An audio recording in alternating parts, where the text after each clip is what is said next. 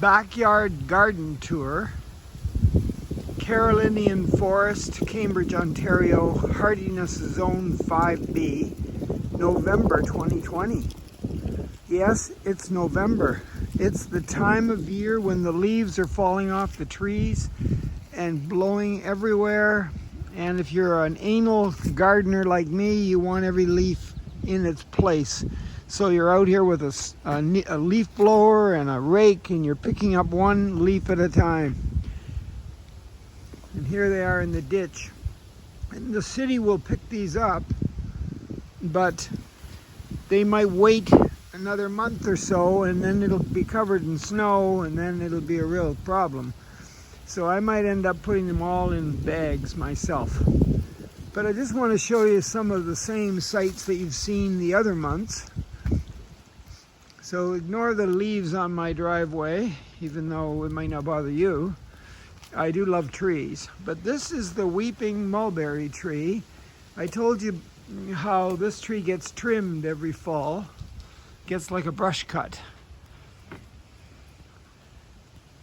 All the leaves have fallen. I've picked the ones up off the mulberry tree already.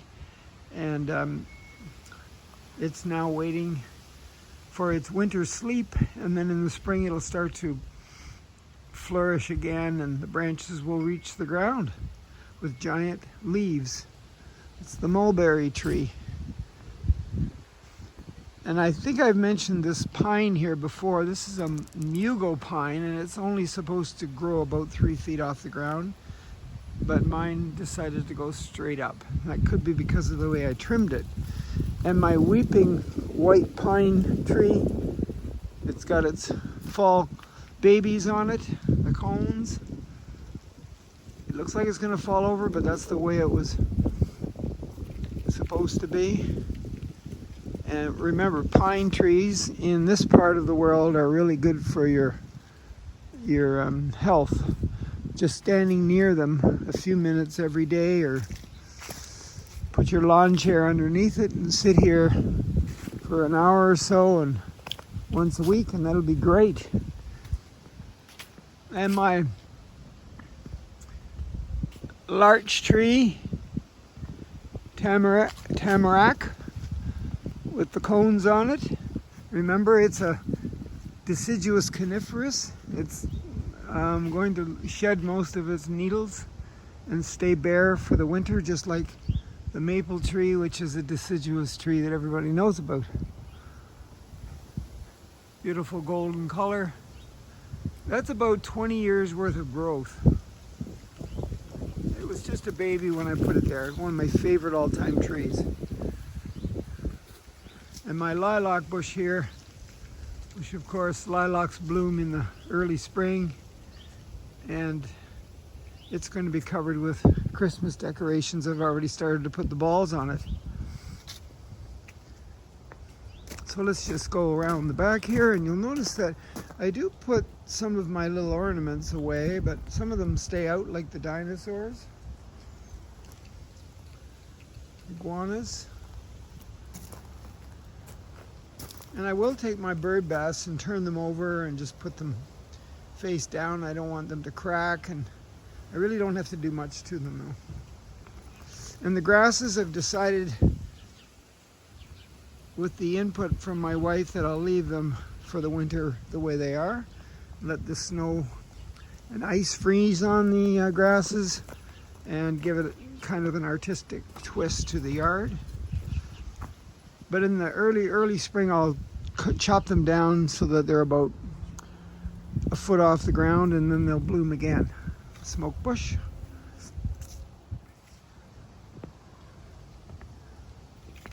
All my vegetables have been harvested and are being consumed or stored in the fruit cellar. I'm moving the rain barrel from one side of the house to the other, so that's why that's there.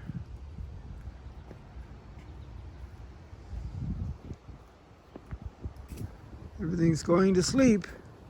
Now, it's already snowed last week and it was really cold, but we have about 4 days of nice fall weather.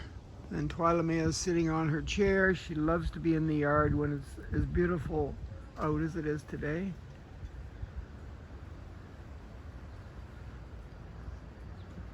And I have my bird feeders up everywhere, and they are taking advantage of the best seeds I could find at the bird feeding store. They'll eat these seeds as soon as I get out of the way.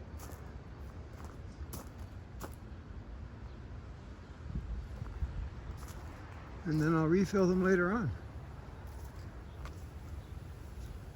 All my vegetables are gone. Most of my lawn furniture is in the house. And the Buddha will guard the garden for the winter. Another baby larch tree. This is about 5 years old.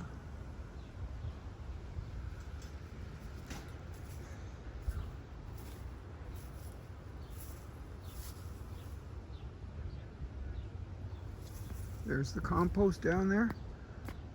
Notice what I did. I think I mentioned this in one of the other videos. To the pathway, I either stoned it or mulched it. I was having trouble growing grass, and I thought, why? This is so much easier. This is my fern garden where all the ferns are flourishing in the summer, and now they're all asleep. So I trim the ferns when they start to wilt, just like any other perennial, and they'll come back tenfold next year, and they spread. And there's my compost pit down there in the back corner. Another baby lilac. Spirea with a couple of ferns.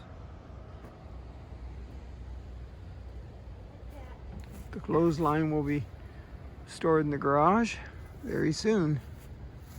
So there it is. Let's have a look down this side of the house. I love driftwood, as you know, and all kinds of grasses and rocks, of course.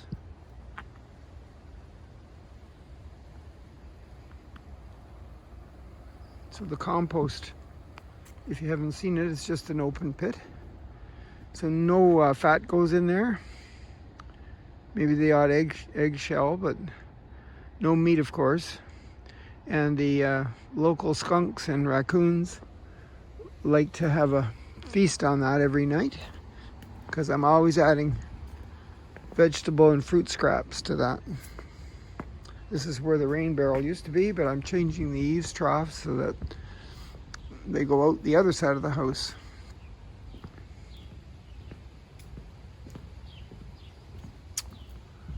And we're back to where we started. Stay tuned for December.